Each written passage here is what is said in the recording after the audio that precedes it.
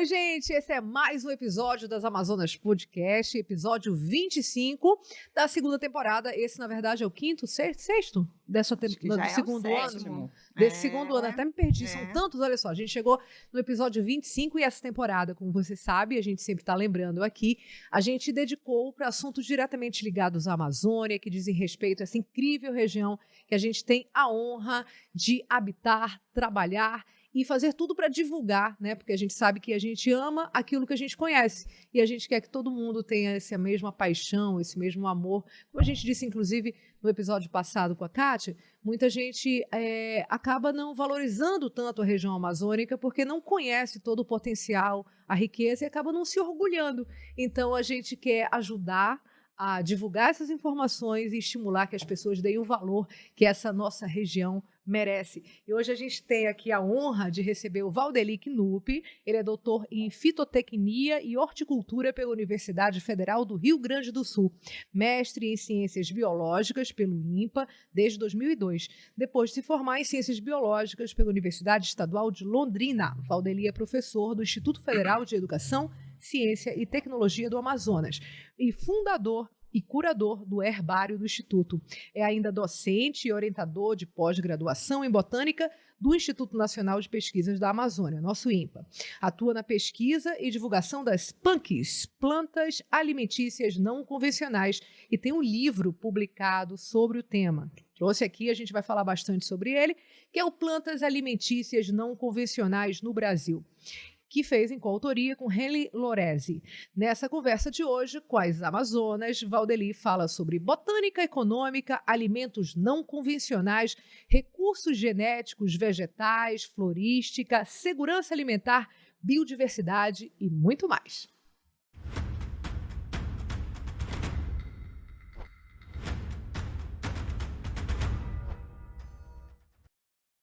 E, como sempre, nós estamos juntas aqui, as Amazonas. Então, além do Valdeli, que eu já apresentei, eu estou aqui com a Aruana. Olá, Aruana Brianese. Oi, gente, tudo bom? Vai ser um prazer aqui falar de punk. A gente está gravando perto da hora do almoço, então vai ser para mim um sofrimento. Eu espero compartilhar com algum de vocês esse sofrimento, mas ao mesmo tempo vai ser muito prazeroso, porque eu acho que esse é um universo que, quando a gente começa a conhecer um pouquinho, você mergulha ali e não quer mais sair.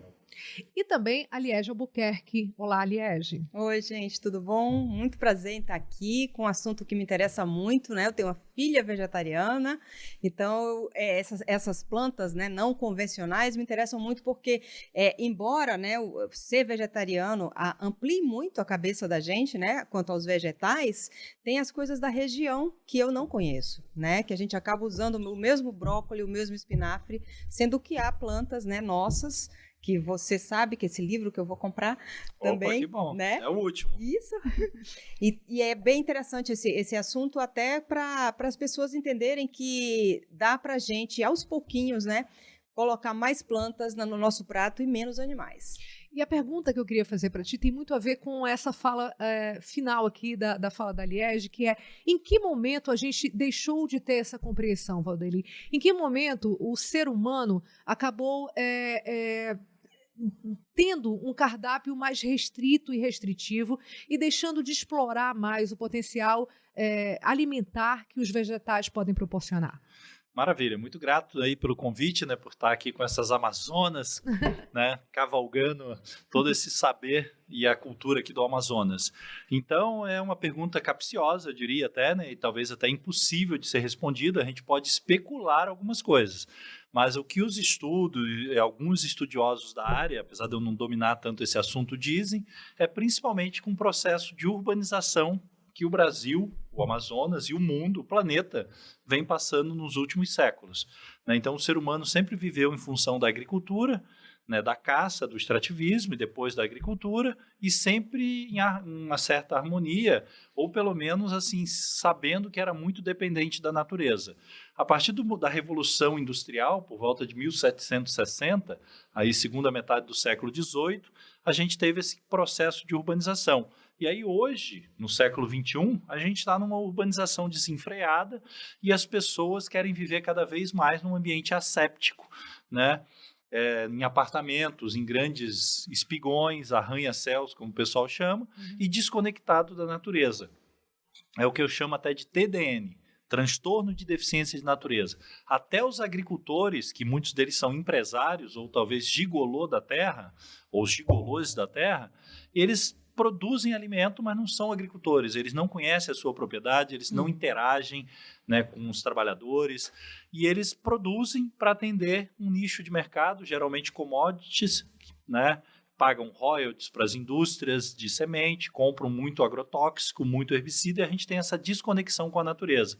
E a partir do momento que com a urbanização diminui a mão de obra no campo, o campo demanda muita mão de obra, e as pessoas vieram para a cidade, trabalham em empilhado. Eu digo que tem fazenda que gera menos emprego do que um quiosque do shopping, porque um quiosque pouco maior do que essa mesa aqui gera 4 empregos, geralmente. Você passa lá, tem 4 pessoas para te vender óculos, ou alguns produtos, alguns que vieram diretamente do campo, até bucha vegetal de tomar banho, que é punk, por sinal. E você vai, às vezes, numa propriedade com diversos hectares, tem um cara, 2, que opera o trator na época da safra, faz aquela safrinha lá, pulveriza de avião, e é meia dúzia de pessoas, ou um pouco mais que isso, safrista e tal. Então, essa desconexão da natureza levou isso. É o que eu sempre falo, analfabeto botânico pisa em comida e não sabe. Manaus tem comida em todas as calçadas, em todos os terrenos baldios, e o Brasil inteiro tem isso. Só que uma pessoa é desconectada da natureza, é analfabeto botânico, ela acha que comida é só arroz, trigo, banana, laranja, brócolis, alface, meia dúzia de plantas que alimentam o mundo. Para tudo. Bucha é punk, dá para comer bucha? Pois é, a bucha é uma revolução, né? A bucha vegetal, chama Lupha aegyptiaca, é uma das buchas, ela é multiuso. Ela é totalmente comestível, é o melhor pepino que você possa imaginar. Nossa! A gente fornece agora, eu estou tendo um período de entre-safra, elas estão germinando. Então, da bucha você come a gavinha, é muito legal, parece que você está engolindo uma barbatana de peixe, né? De um peixe liso, chama cambuquira, que é um nome até que dá até um município de Minas Gerais. Cambuquira é um prato que você faz com brotinho da abóbora, com brotinho do chuchu, brotinho de pepino e principalmente brotinho de bucha, que é uma das plantas mais interessantes para cultivo aqui em Manaus. Aqui do lado tem uma população de bucha gigantesca, do lado onde a gente está gravando, aqui no lado de um salão de beleza que tem nessa pracinha chique aqui, que é uma hortaliça. Vocês podem passar lá agora e levarem para casa de graça folhas de bucha. A folha da bucha é igual a folha de couve. Você pode fazer charutinho, que é aquele prato sírio-libanês, árabe e tal, né? Pode refogar ela picadinha, pode fazer caldo verde. Aí a flor masculina, né? Porque a bucha tem flor masculina, tem flor feminina. De longe, quem é minimamente, né, um agricultor ou uma pessoa que não é analfabeta botânica sabe qual é a masculina e qual é a feminina. Porque todas as cucurbitáceas, que são da família da abóbora, esse grupão aí, as femininas têm o ovário ínfero, ou seja, um ovário que é um mini fruto já. Se ele for fecundado, esse ovário vira fruto. Se não for fecundado, aborta. E aí cai no chão e vira adubo. E aí as flores são maravilhosas, né? A gente tem fornecido aí há muito tempo para o restaurante Caxiri as flores de bucha. Salada. Então a bucha se come, e o fruto imaturo, ele não tem aquela fibra. Você come cru, da mão para a boca. Tem um vídeo nosso no canal do YouTube que eu recomendo para vocês e para todos os ouvintes e telespectadores aí do podcast, do canal do YouTube de vocês, de assistir o nosso canal no YouTube para ver a lasanha. Aproveita e vamos falar. Sítio Punk. Só jogar Sítio Punk. Vamos falar em Sítio Punk? A minha pergunta é sobre Sítio Punk. Em 2014, você adquiriu que hoje são 3 hectares de uma agrofloresta, né? Mas imagino que quando comprou não era bem assim. E você conta que você foi para lá só com uma rede, né? Eu queria saber o que motivou, o que fez você tomar esse passo mesmo de ter o seu próprio, né? A sua própria terra para cultivar e mergulhar aí nesse universo punk. Pois é, eu sempre morei na roça, na realidade, né? Eu falo que eu não sou neo-agricultor, eu sou agricultor, minha família é toda de agricultores, meu pai era sem terra, como boa parte dos brasileiros, são literalmente sem terra, tanto muita gente urbana que vive de aluguel, como muita gente rural que é caseiro dos outros, que é colono, que é meieiro, ou que é sem terra. Mas a gente sempre trabalhou na roça, sempre vivemos na roça. Hoje a minha família está numa situação muito mais confortável, né, com as mudanças do Brasil, mas nós vivemos um período bastante caótico, né? Na década de 60, 70, a família toda. Mas, de qualquer maneira, nunca passamos fome, porque meu pai era agricultor. Então, a gente tinha muita comida. Apesar de ganhar pouquinho, tinha comida, não pagava luz, porque não tinha luz elétrica. Eu estudei até o ensino médio sem luz elétrica, né? E estou aqui muito bem, obrigado. Então, com lamparina, com vela e tal. Então, sempre gostei da roça. Mas quando eu saí aos 19 anos para ir para a faculdade, aí eu acabei morando na cidade. Primeiro 4 anos em Londrina, depois 2 anos em Manaus, depois 5 anos em Porto Alegre, em grandes cidades. Voltei para Manaus e continuei morando na cidade. Até que, por circunstâncias particulares, eu, né, resolvi sair do meio urbano e falar, não vou mais morar em apartamento, em apertamento. Claro que mesmo quando eu morava no apartamento, eu tinha uma agrofloresta no condomínio. Eu construí, todo o meu lixo eu enterrava na área do condomínio, e aí eu comecei a produzir, tinha noni, tinha goiaba, tinha... Né, que vizinho ótimo, hein? Queria ser seu vizinho. Era muito legal, porque eu não gerava lixo, não descia com lixo, né, na escada do condomínio, escorrendo aquele caldo, porque eu colocava, porque lixo orgânico é 60% no mínimo, de qualquer cidade do mundo, provavelmente. É uma média de 50% a 60%. Alguns lugares pode ser até maior, onde a gente consome mais fruta e alimento em casa. Então, isso gera muita casca, muita sobra. Por mais que você reutilize e aproveite quase tudo, sempre tem resíduo. E esse é um resíduo que é maravilhoso, é alimento até, mas depois que você mistura tudo, ele vira uma nhaca. Né? Então, é aquele caldo nojento que escorre, um pó de café, um chazinho que era maravilhoso, se misturou tudo. A partir do momento que você coloca aquilo num balde e enterra no jardim, na natureza não tem lixo. Aquilo é potássio, aquilo é fósforo, aquilo é cálcio, aquilo é magnésio, aquilo é vida para a microbiota do solo. E aí o sítio Punk foi isso. Eu fui para lá, encontrei esse sítio, fiz um empréstimo, um consignado, funcionário público tem essa vantagem, estou pagando ainda com certeza, né, porque eu era descapitalizado, então uma pessoa que não tinha nem R$1.000 na conta, aliás, acho que não tinha nem R$100, compra um sítio, né, com um empréstimo bancário, que não me arrependo, porque hoje o sítio ele é praticamente autossuficiente em quase tudo, e se eu resolver viver lá como um eremita, eu sobrevivo, por mais que eu vou ter as privações que o capital financeiro eventualmente me permita, como, né, celulares chiques, televisões, energia elétrica. Mas o sítio hoje ele virou uma vitrine, eu chamo de um sítio-escola, porque é um sítio localizado num dos piores lugares do mundo, em termos de fertilidade do solo. Todo mundo sabe, o solo da Amazônia é de baixíssima fertilidade natural, principalmente para plantas agrícolas. Então, se você não trabalha com a natureza, tem que trabalhar com ela e não contra ela, porque senão você não vai produzir comida de verdade aqui. E você produz o que lá hoje? Pois é, eu produzo PANC, plantas alimentícias não convencionais. Claro que o acrônimo PANC, ele contempla muita coisa. Esse P não é só planta, ele é preparações, ele é parte, ele é porções, ele é preparo, ele é até pensamento alimentício não convencional. Semana passada eu copiei uma frase da Daniela Sayag, conversando com ela em outro momento, né, de pessoas alegres não convencionais. Muito legal. Eu, como eu tenho 2 metros de altura, eu falo que eu sou uma pessoa alta não convencional. Então, é um acrônimo que permite vários trocadilhos, inclusive com a questão dos punk, né, do movimento punk, né, do rock punk, do punk rock, sei lá o quê. Enfim, mas punk é muito eufônico, porque ele tem uma vogal. E aí qualquer criança fala. Então, o que eu planto lá? As urtigas e picão, e erva de jabuti, mas também plantas mais tradicionais, que mesmo assim são não convencionais ainda. Por exemplo? Ariá. Né? Ariá, por exemplo, é uma coisa de amazonense, mas vocês devem ser amazonenses, né, de origem, ou moram aqui há muitos anos, e não conhecem Ariá, provavelmente. Eu não conheço. Né? Eu sou amazonense e moro aqui há muitos anos. Com esse nome, pelo menos. Tem gente que conhece... Não, e só tem esse nome, né, praticamente. Ariá. Inclusive, Ariá, até no próprio livro do Alex Atala, saiu errado, porque o Word corrige, porque Ariá não existe no Word, mas área existe. No saiu Word, escrito não, área. O área é coisa de ópera, sei lá, de música, né? Sim. Aí isso existe no Aurélio, então tá lá no banco de dados do Word. Então ele colocou lá a receitinha de Ariá, só que aí na correria, né, a gente sabe que os corretores de celular e de computador corrigem, e acabou saindo na impressão. E faz o que com Ariá? Fala do Ariá, depois eu pergunto. Tá. O Ariá é uma batata fenomenal, riquíssima em triptofano. É uma batata, eu pensei que era uma folha. É uma batata, é uma batata, que aí é melhor ainda, porque tem gente que associa punk a só folha e mato de comer, né, não atrai muito. Sim. Mas quando punk é frutífera também. Punk é castanha, punk é hortaliça tuberosa, punk é cereal, é pseudo-cereal e, claro, as verduras. É bucha. Gente, vou voltar à bucha, porque é sensacional. Então, a bucha lá no sítio punk, a gente tem bucha para tomar banho, bucha para lavar louça, bucha para lavar as vasilhas dos cachorros, bucha para tudo, bucha para os cachorros brincarem. E no almoço e no jantar.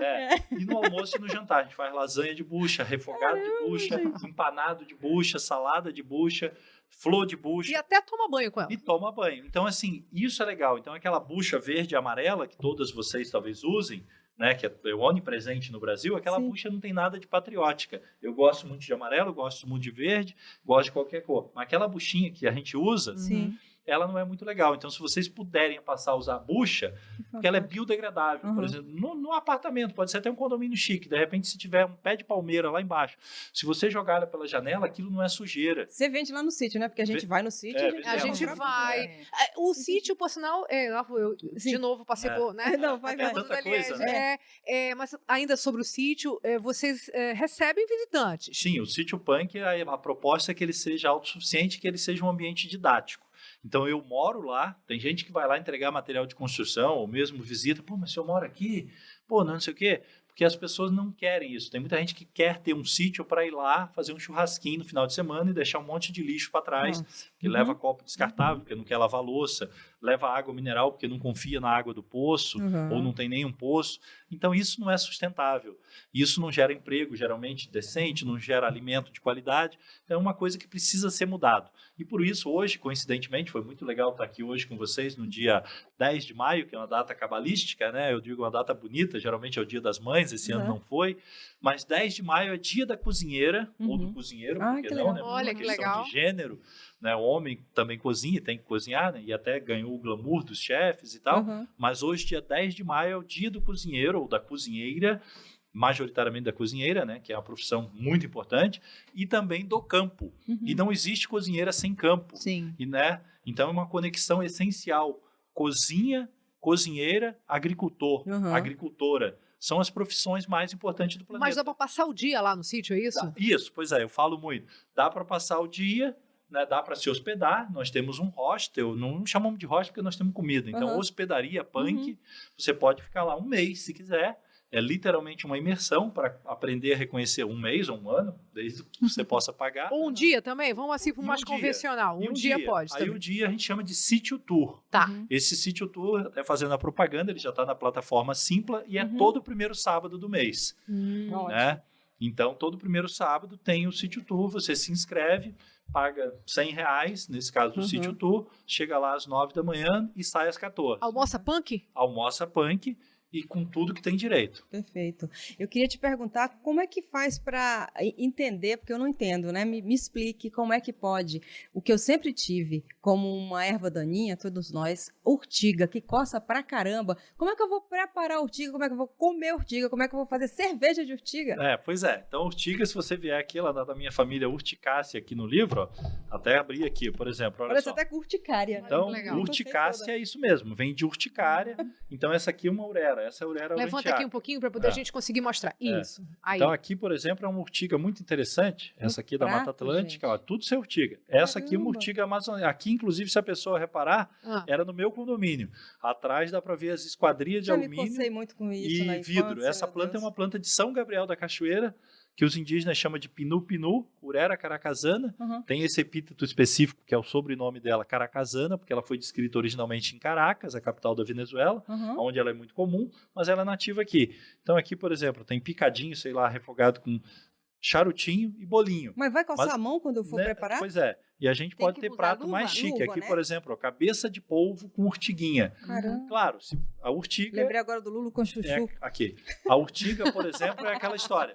Ela é... Todo mundo é sensível à urtiga. Então, o ideal é que você utilize luva para colher. Ou pegue com um jeitinho. Sim. Então, o livro segue esse padrão, ó, de 7 fotos, 3 receitas. Então, é um dos maiores livros de receita do Brasil. Talvez maior do que o da Dona Benta. E lindo, viu, gente? Pois é muito bonito. E a cerveja? Olha aí, cubil, por exemplo. Tucubi é uma planta amazônica, né, que realmente a boa parte dos amazonenses conhece, mas Sim. não come no dia a dia. Não. Então, agora Substitui tranquilamente o tomate, por exemplo, numa o caldeirada. Slow Food até criou um prato chique que está bombando, chamado tucubil, né, que seria um tucupi de cubil, porque esse caldo dele realmente lembra. Então, a urtiga é uma verdura maravilhosa para fazer refogado. Agora nós temos a Punk Beer, produzindo a cerveja de punk, né, de várias punk, inclusive de folha de urtiga com folha de limão cravo ou limão tangerina. Mas isso é para chamar atenção ou é saboroso mesmo? A urtiga? Tudo. A A cerveja. Caramba, realmente a cerveja é muito saborosa, é uma cerveja Pilsen, né, que tem notas cítricas aí da folha, aromáticas de citral da folha do limão. E, claro, tem os ingredientes.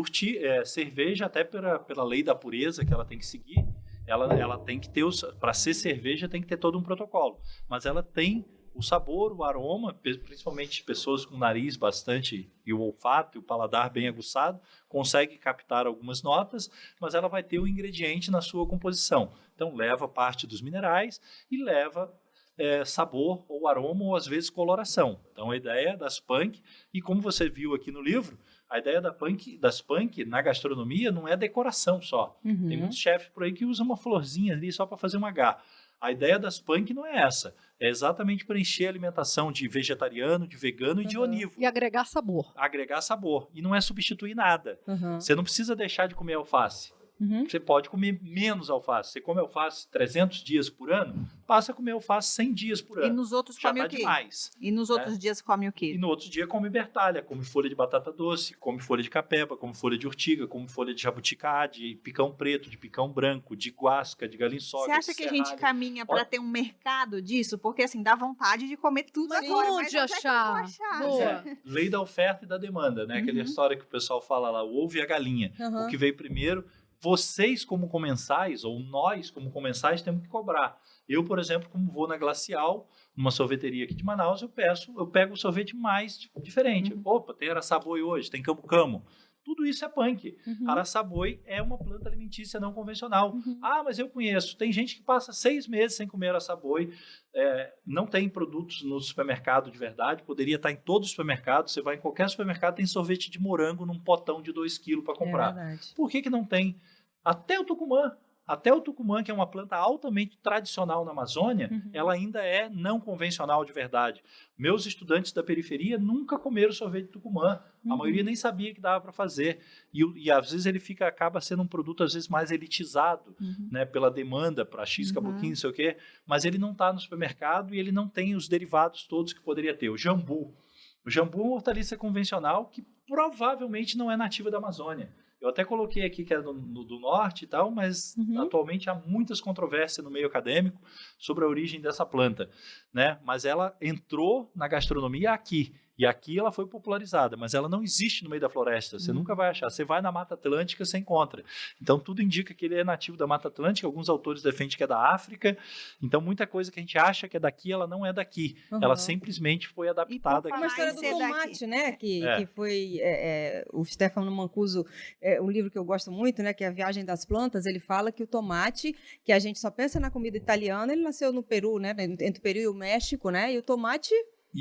italiano. Não é italiano. E o mais legal do tomate, quando você pega a literatura, foi considerado uma planta tóxica durante muitos anos, né? O tomate, quando foi levado daqui, né, depois de 1490, com a descoberta da América, ele era cultivado na Europa só como enfeite. Como ele era da família da belladonna, da família Solanacea, que realmente é tóxica, e o tomate não deixa de ser tóxico. Aliás, toda planta é tóxica, né? Eu sempre falo, nenhuma planta quer ser consumida ou quer ser comida. A quantidade ou quantidade, preparo e diversidade. Mais uma vantagem das punk. Porque eu sempre falo, se você come só alface, tomate, pimentão, além dos mesmos princípios medicinais, nutracêuticos, nutricionais e tóxico daquelas plantas, você está ingerindo os agrotóxicos que são autorizados pelo Ministério da Agricultura, Pecuária e Abastecimento para uso daquela cultura, além dos clandestinos, que são não autorizados, que são tão ruins quanto ou pior. Né? Então, assim, a partir do momento que você diversifica o cardápio, é uma alternativa, inclusive, de geração de renda, né? Porque você, estou comprando urtiga.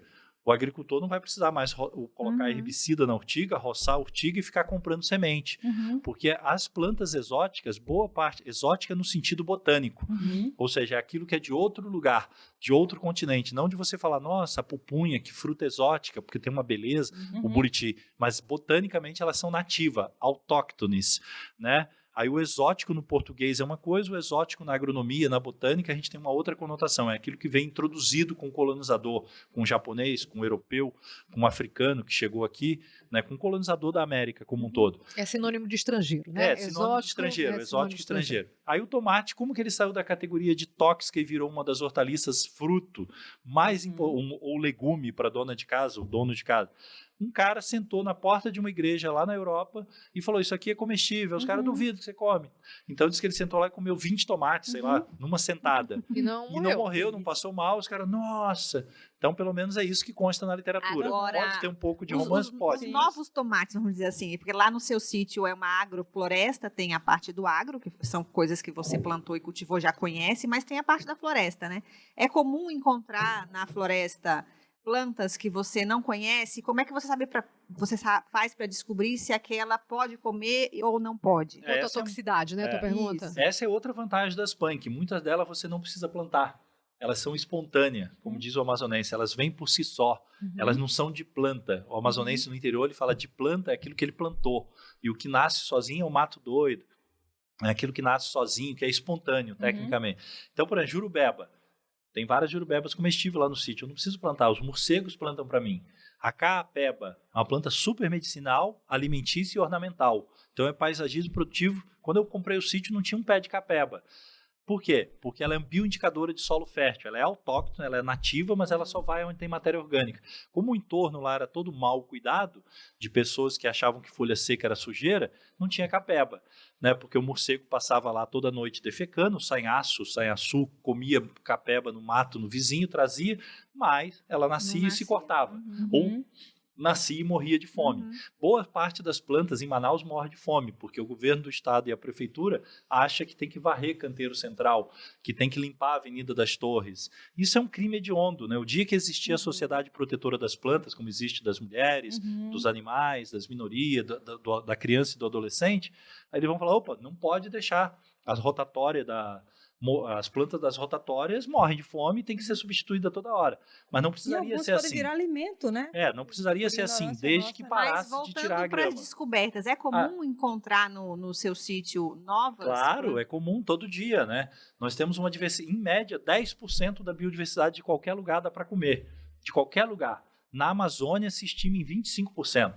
Então, qualquer coisa verde que você olhar aí, você for lá na Reserva Duque, como eu fui, nosso vídeo do próximo sábado foi filmado lá da Torre do Musa, 42 metros de altura. Naquele hall ali de 2.500 espécies, no mínimo, que tem dentro dos 10 mil hectares da Reserva Duque, tem pelo menos 500 plantas autóctones comestíveis. Mas eu acho que a pergunta da Aruana é como descobrir esses 25%? Quem é analfabeto botânico, que é o nosso caso, a gente não pode sair comendo. Pois é, essa pergunta ela é essencial. Você não pode sair pastando qualquer coisa, porque tem coisa que é tóxica.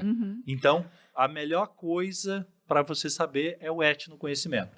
Então, assim, ninguém nasce sabendo. Eu também não. Né? A gente nasce literalmente pelado e vai aprendendo o idioma, a língua e as coisas com seu pai, com a sua mãe, com a sua avó, com o seu vizinho, com o seu empregado, com não sei quem, que aprendeu com não sei quem, que aprendeu com não sei quem. Então, isso é o grande legado que o ser humano deixou para o ser humano. Tem um pesquisador amigo meu que fala que toda cidade, todo lugar deveria ter um monumento na entrada da cidade, ou numa praça monumental, com algumas pessoas, embora dizendo, esse monumento é para todos aqueles que morreram ao longo da evolução da espécie humana, descobrindo quais espécies poderiam ser consumidas. Né? É interessante, porque não dá para saber. Hoje, inclusive, eu tenho um grupo chamado istepunk.com.br, que é um grupo de consultoria via grupo de WhatsApp, onde as pessoas do Brasil inteiro me mandam. Às vezes o pessoal está no Central Park, em Nova York, daqui do Brasil, viajando, me manda foto. Como eu sou um generalista, eu conheço plantas mais ou menos, quando eu não conheço, recorro aos amigos, eu tento identificar e dizer, isso é tal gênero, isso é tal família, é potencial alimentício, é potencial tóxico, porque as pessoas... Para a pessoa não sair comendo a planta lá no Central Park, né? Porque, assim, as pessoas hoje também, com esse movimento punk, tem gente que acha que tudo dá para comer. Aí eu falo assim, não, mas a folha é muito dura. Mas quem sabe se eu coloco num super liquidificador, eu trituro, passo no tecido voal, faço um suco verde, um suco de clorofila. Então, assim, as pessoas às vezes forçam a barra. Então, não é para isso também. Tem gente que, mas toda folha de planta frutífera é comestível. Toda flor de planta que é frutífera, não dá para generalizar. Tem coisa que eu não sei, que ninguém sabe, porque ninguém provou, ou que provou morreu e não deixou registro escrito, né? Então, assim, e não dá para generalizar. Para falar em morreu, né? A gente estava conversando antes, não é bem morreu, mas muita gente quase morreu ao ser obrigado a tomar suco de genipapo. Aí você falou que o genipapo é incompreendido, né? É claro, o genipapo é uma fruta fabulosa, né? Eu falo que ele deveria ser servido, até cito, faço uma propaganda para uma empresa de avião aqui do Brasil, que eu falo assim, se você está azul de fome, os seus problemas acabaram, né? Então, a aviação brasileira, e eles começaram a fazer isso em algum lugar do mundo, você saiu do Amazonas, a comida que servia, que nem estão servindo mais, né? Ou principalmente nos voos internacionais, deveria ser do bioma que você está saindo, ou do país. Então, o bolo de genipapo, né, se a gente vier aqui, o bolo de genipapo, ele é um bolo azul, né? É o bolo do caprichoso. Ai, adoro, já gosto. Mas a gente já tem... é meu bolo preferido, adoro genipapo. A gente tem, olha aqui. A partir de agora. Olha aqui. Então, mas genipapo é então, muito esquisito, que coisa né? linda, gente. E esse bolo tá feio. Mas é lindo mesmo. Mas por que quase ninguém eu sou gosta? garantido. Mas Porque não sabem comer. Esse bolo de genipapo, smoothie. gente, ele não tá tão bonito, né? Se você pegar da minha amiga Neide Rigo, do blog Come-se, e do Caderno Paladar do Estadão, que ela tinha e ela tem muitos canais, saiu na revista a capa da Marie Claire, né? Um espaguete azul. Então, se você... Porque o genipapo verde, ele é azul. Então, ele é um azul. Então, o azul é um corante que falta na gastronomia natural. Por isso tem essa expressão, estou roxo de fome, ou principalmente azul de fome. Eu fiz esse marketing aí para Azul Linhas Aéreas, né, dizendo que eles tinham que servir bolo de genipapo, pudim de genipapo, biscoito ou bolacha de genipapo na aviação. Isso geraria emprego. Quantos milhões e milhões de pés de genipapo poderia ter em Manaus? Não estou falando nem no Amazonas. Estou falando só no distrito agropecuário da Zona Franca de Manaus, que poderia estar gerando emprego, contribuindo para o êxodo urbano. As pessoas saíam desses muquifos que moram aqui na periferia de Manaus, um em cima do outro. Na época da pandemia, eu não sei como nem fazer isolamento. Não tem como se isolar. E apartamento é um engaiolado também, mas é mais chique, tem um espaço. Mas a pessoa que mora um encostadinho no outro, naquelas paredezinhas, que passa por um corredorzinho, e é uma casinha do lado da outra, é uma zona, né? Então, ali é complicado, né? Principalmente numa questão sanitária. Então, o êxodo rural foi no passado. Acho que hoje a gente tem que fazer um êxodo urbano. As pessoas saírem para o campo. Para isso, você tem que valorizar o agricultor ou a agricultora. Valorizar o produto alimentício. Você não pode dar valor só para o Audi ou para o Volvo, né, para os carros chiques ou para o celular chique. Você tem que ver que a coisa mais importante do mundo é comida. E se você quer ter comida, porque ninguém come carro, né? Ninguém come celular. Mas você vai sair daqui agora e vai para casa porque tem alguém cozinhando para vocês e para mim. Senão não estaria aqui tagarelando, eu tinha que estar lá mexendo no fogão. Tanto homem quanto mulher, qualquer ser humano cozinha. Aliás, o que nos faz humano é o ato de cozinhar. Né? Os outros animais não cozinham e comem cru. Então a gente come cru e a gente come cozido, e o fato de cozinhar permitiu a evolução do nosso intelecto e permitiu a gente comer muita coisa. Por isso que o ser humano é onívoro, pode e deve comer, por exemplo, urtiga, dá para comer crua. Desde que você destrua os tricomas urticantes, que é como se fosse o ferrão do escorpião. Você tirou, pode comer, né? Eu não como porque eu sou alérgico a escorpião. Sou alérgico a crustáceo, mas quem não é alérgico, qualquer um de vocês pode comer escorpião, que é um camarão, né? É a mesma coisa. Como você descobriu que você é alérgico a escorpião? Não, escorpião eu não provei, não. Mas eu presumo que eu seja, porque qualquer coisa parecida com camarão, cupim. Né? Em São Gabriel da Cachoeira vende inseto, cupim, na rua. Eu comprei para comer. Formiga, que virou moda, né? Você vai aqui no Banzeiro, tem formiga. Mas o cupim também. Qualquer etnia indígena aqui da beira do Rio Negro que você vai, tem maniuara. Maniuara não é formiga, é cupim. Quem mora em Manaus, quem mora no Amazonas, quais são os restaurantes que a gente pode encontrar punk no cardápio? Olha, na realidade eu não conheço muitos. Por isso que as plantas são punk. Eu sempre digo, mesmo as plantas regionais, com cubil, ariá, jambu, você não encontra nos restaurantes. O jambu, quando você encontra, é no tacacá, que eu adoro. Se eu pudesse, tomava toda noite. Pato no tucupi. Mas isso é muito restrito. Eu agora mesmo estou com uma nova empregada, ela me mandou uma mensagem para saber como preparar o jambu. né? E ela é daqui de Altazes, né? Porque o pessoal não come jambu. Meus alunos do ensino médio de 14 anos, em pleno século XXI, não sabem, na Zona Leste de Manaus, semana passada, na disciplina, tem uns 15 dias já que acabou a disciplina, eles só conheciam o jambu para chá. Porque o nosso famoso tacacá é uma coisa bem elitista. Se a família não é de tradição de fazer tacacá, que tem muitas famílias que não são, as pessoas não sabem fazer em casa, não é do cardápio, por aí é caro. Né? Não é qualquer um que pode pagar R$26 numa cuia de tacacá, né? Que é mais ou menos um preço padrão por aí. Então ele acabou virando uma coisa elitista ou daquela vovozinha que faz em casa, que aí é baratinho. Né? Mas se você vai comprar, você tem esse glamour, não é para qualquer um. Mas não tem no cardápio nem daqui? Não tem. Não, aí voltando à pergunta, mas não tem. Você não encontra salada de jambu em nenhum restaurante de Manaus, eu acho, né? Mas o jambu poderia estar na salada, poderia estar na sorveteria, sorvete de jambu, suco de abacaxi, não com hortelã, mas suco de abacaxi com jambu, geleia de jambu, aguardente de jambu, não cachaça de cana de açúcar com jambu, como tem jambucana, tem o jambu beer, que é feita lá em Belo Horizonte. Então os empreendedores, os mega empresários daqui, está na hora também de investir nisso, falar, vamos produzir produtos daqui, vamos vender. Nós não compramos vinho do Rio Grande do Sul, suco de uva do Vale de São Francisco e do Rio Grande do Sul, por que a gente não está produzindo farinha de pupunha para vender para Porto Alegre? O gaúcho adoraria comer pupunha. Eu falei no meu vídeo de pupunha no canal do YouTube, tá? A dica aqui. O cara que tiver dinheiro, que investir no congelamento de pupunha aqui, ele vai ter mais dinheiro. Né? Queria eu ter dinheiro para investir num frigorífico, comprar toda a safra de pupunha e congelar ela, minimamente processada, para estar lá no pátio gourmet, um saco de 5 quilos. O ano todo.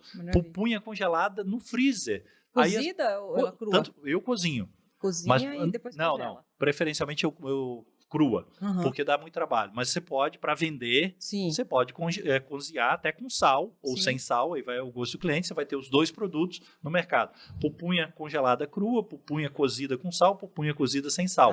Além da farinha. Adoro pudim de pupunha. O próprio restaurante Caxiri não tinha no cardápio a sopa de pupunha. Sopa de pupunha é a melhor sopa do mundo. Aí as pessoas ficam comendo sopa de mandioquinha salsa. No avião você pede, às vezes tinha que pagar. Quando tinha aquele cardápio pago, vinha aquela sopinha aguada de mandioquinha salsa, que está no meu livro. Eu não tenho nada contra a mandioquinha salsa, mas mandioquinha salsa ou batata baroa é para minha cidade, para Nova Friburgo, onde ela foi introduzida em 1800 e bolinha e recebeu esse nome batata baroa porque era cultivada pela baroa, a mulher do barão de Nova Friburgo, a baronesa, que o povo chamava de baroa. Quando você fala do livro, e você fez agora um comentário que eu acho importante a gente frisar, que é o seguinte, ele não é para substituir o que já existe, ele é para ampliar as possibilidades, Exatamente, é um livro, é punk no Brasil, né? Não é nem do. Então não é punk do Amazonas, nem da Amazônia, nem do Brasil. É punk que estão no Brasil, portanto, na Amazônia também. E como eu moro aqui, já morava aqui na época, e morei muito tempo no Rio Grande do Sul, tem muita planta da Mata Atlântica, muita planta da Amazônia, mas tem coisas do Cerrado, tem coisas da Caatinga, e tem coisa cosmopolita, que ocorre na Índia, na China, porque muitas plantas são cosmopolitas. Tirando a Antártica, boa parte de algumas plantas, em todas as regiões tropicais ou subtropicais, ocorrem muitas plantas parecidas. Então, eu perdi um pouquinho o fio da meada da pergunta. É que na verdade, não é para excluir o que a gente tem hoje na salada, mas é para complementar. Não é para excluir, é para agregar, é para somar, é para ampliar. Então, você não precisa deixar de comer batatinha portuguesa, que você gosta. Mas o próprio McDonald's poderia servir Ariá chips, ou cará roxo chips, ou a taioba chips, né, nos seus restaurantes, inclusive nos fast food, ou nos fast foods de boa qualidade, né, e os grandes restaurantes. Então é isso que falta. E para isso falta o quê? Muitas vezes produção. E por que não tem produção? Porque não vende. Por que não vende? Porque não tem produção. Então é um ciclo vicioso. Então mas eu não encontro. Você tem que cobrar dos políticos, você tem que cobrar do IDAM, da CEPRO, da Embrapa, do IFAM, das universidades e cobrar do seu agricultor de estimação. Eu chamo agricultor de estimação porque ele não é seu bichinho de estimação, ele é um agricultor que você tem uma estima, que é o significado da palavra. Na introdução do livro aqui, eu até recomendo as pessoas a presentearem os agricultores com o meu livro, trocar, né? Esse livro custa R$100, 130, 150, você compra ele e leva lá para a Dona Maria e fala, Dona Maria, tem esse livro aqui, eu vou dar para a senhora de presente, porque a senhora não tem capital para comprar, a senhora não tem acesso à internet, talvez, né? Alguns têm, outros não têm, principalmente aqui no Norte. mas a senhora estuda ele aqui, dá uma olhadinha. E começa a trazer essas plantas para cá. Isso está escrito na introdução do livro. Me deu um insight de madrugada quando eu estava escrevendo. Eu falei, não, vou fazer isso. Parece que surtiu algum efeito. Poderia ter surtido mais, está surtindo. Esse livro virou um best-seller nacional. Tem 60 mil exemplares no mercado, por um livro técnico é bastante. Né, ele está na mão dos grandes chefes, a Paola Carosella, por exemplo. E já vai para a terceira edição? Você falou que já está acabando? Ou não, acabando aqui em Manaus. Não. Esse é o último exemplar que eu tenho para pronta entrega. Eu comprei o último da Saraiva, porque dei de presente para minha sogra, inclusive, que adora. Daqui a 20 dias ele chega, porque eu compro da editora e eu revendo aqui, né? Eu ando sempre com uma caixa no carro. Eu vendo, às vezes, o sinal de trânsito. Tem gente que me conhece. Às vezes eu sou parado no sinal. Você tem livro aí? Então tem esse tipo de coisa. E eu, como sou bastante solícito e tento trabalhar pela causa quase 24 horas por dia, às vezes eu paro o carro, vou lá, autografo, né? Tem essa página aqui que é uma página inteira rabiscada com a letra feia, mas a gente faz essa divulgação dioturna, né? E então, assim, a ideia das punk não é diminuir, é diversificar. Ninguém precisa deixar de comer nada, só deixa de comer aquilo ou que te faz mal, ou que o seu bolso não te permite comprar, ou talvez não seja sustentável na região que você mora do Brasil ou do mundo, e de acordo com as suas crenças e hábitos alimentares. Eu, por exemplo, não sou vegetariano, mas eu como de tudo, procuro criar os meus animais para abate, compro pouca carne, mas não tem nada contra quem é vegetariano e vegano. Só acho que realmente, principalmente se você mora na Amazônia, os turistas que vêm aqui não conseguem ficar vegano. Porque aqui só tem peixe e farinha na maioria dos lugares. Então, no mínimo, ele tem que comer peixe. Todos eles quase abrem exceção aqui quando eles estão a turismo. Porque se ele vai morar, e tudo bem, ele começa a se articular e comprar. Mas se ele vai para o interior nessas pousadas aí, o grosso da comida ou é carne, e o peixe é onipresente, tem a farinha, tem não sei o quê. Mas as verduras, os legumes ainda são muito escassos. Sim. Então, o brasileiro já come pouco. O amazonense come menos.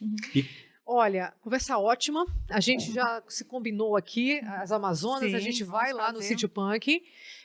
A gente vai colocar aqui como é que faz para acessar o site, né? Para reservar ali um horário para. É primeiro sábado ou último sábado de cada mês? A gente recebe a qualquer final de semana, feriado, desde que a pessoa entre no nosso Instagram, antes, né? o @CityPunk. Tá. Aí vai agendar, vai ver o que ele se enquadra, o que ele quer fazer, qual é a demanda dele. Normalmente o que a gente tem a gente chama de visita técnica. Tá. A visita técnica a gente recebe de 1 a 5 pessoas no mínimo, ou até 10, 15, no máximo 15, e aí fazemos no horário que ele quer, ou domingo à tarde, ou sábado à tarde, desde que eu tenha agenda e que a pessoa tenha. Sabe o que eu acho mais bacana?